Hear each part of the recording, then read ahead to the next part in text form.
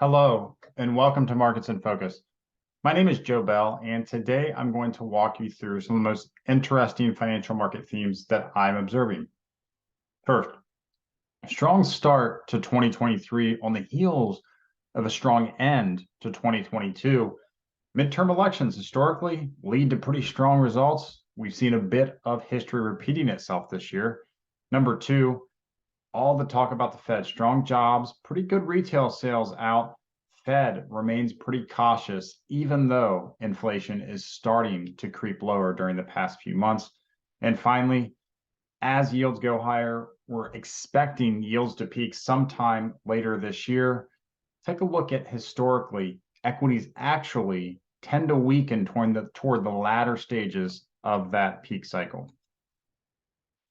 So as I talked about, if you look back to midterm elections in 2022, early November, since then, the S&P 500 is up nearly 9%. Why is that important? Why is that interesting? Well, if you look back since 1942, there has never been a 12 months, post 12-month time period after the November midterm elections where the stock market, as represented by the S&P 500, was negative.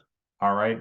Some of the reasons why that have been bantered around historically are that, hey, midterm elections are when the country is provided a little bit more clarity around the makeup of the different congressional parts of the government and how that might interact with the sitting president, as well as the expectations for the presidential election within the next 2 years. So that post-midterm election year, with that clarity, historically very positive for equities going 12 months out. And so far, about 3 months into this scenario, we're seeing the market repeat a little bit of history here in 2023.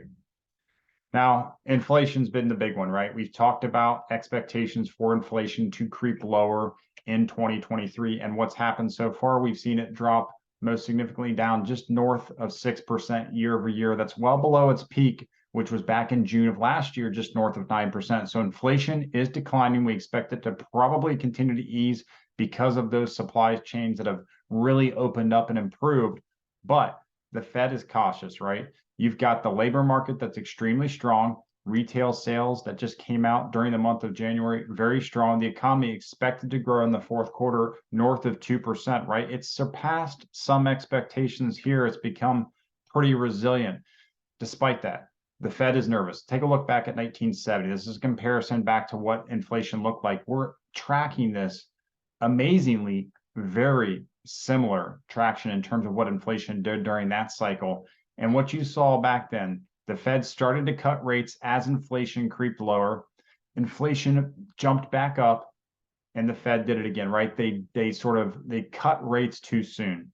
And most of the Fed officials grew up, were trained, were mentored by a lot of the lessons the last time we experienced inflation like this. And the takeaway was be patient, don't be too accommodative early on in a high inflationary cycle. And that's why I think the Fed's going to likely pause, even though the market thinks they may be forced to cut rates toward the end of the year because of that economic weakness. I think most of the Fed officials are saying, hey, looking at history as a guide, we need to be cautious here. History has shown us if we get too aggressive with cutting rates too soon, inflation may rear its ugly head down the line.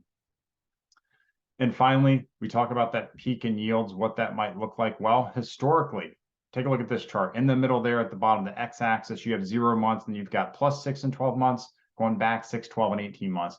This looks back at, since 1955, what has the S&P 500 did, or what has it done during the cycle of the 2-year yield, reaching a peak, and then when it starts to decline, right? What does the equity market do around that Fed funds rate and the short end of the curve starting to peak? Well, one of the interesting things is, number one, you can see during the 3 months heading into that final peak by the 2-year treasury rate, you actually see equities start to weaken during that period.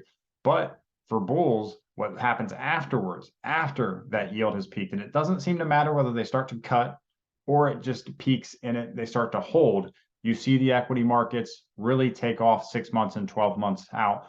On average during those cycles, it tends to be a good period of time for the equity markets. But during that phase where you're peaking, which I think we're in that phase of the next six to 10 months here, historically at least, that tends to be an area where you need to be a little bit cautious about the upside in markets. And finally, just out, Winnie the Pooh, Blood and Honey. You might be looking at that and saying, what the, right? Well, it's a new horror film, just came out. What's interesting to me, it was made by an English filmmaker, $100,000, really small budget film. One of the reasons it was made, right? This is a Walt Disney Winnie the Pooh character, right? Lovable little bear, right? All your kids watch it. The copyright for that in the US has expired on January of 2022. So all of a sudden, right? Everyone's after those characters. It's a free for all. Everyone's allowed to use it and make movies like this. So some other Disney characters, maybe some horror movies here in the next 10 or 20 years, something to keep in mind. Once they lose that copyright, it's a free for all. Anybody's allowed to use it. I personally not having great expectations for this to be an Oscar winning film here just by the looks of it, but hey, maybe they'll surprise us. But as they say, this ain't no bedtime story. So you have to catch that if you want to. With that, I want to thank everyone for watching, and we'll see you next time.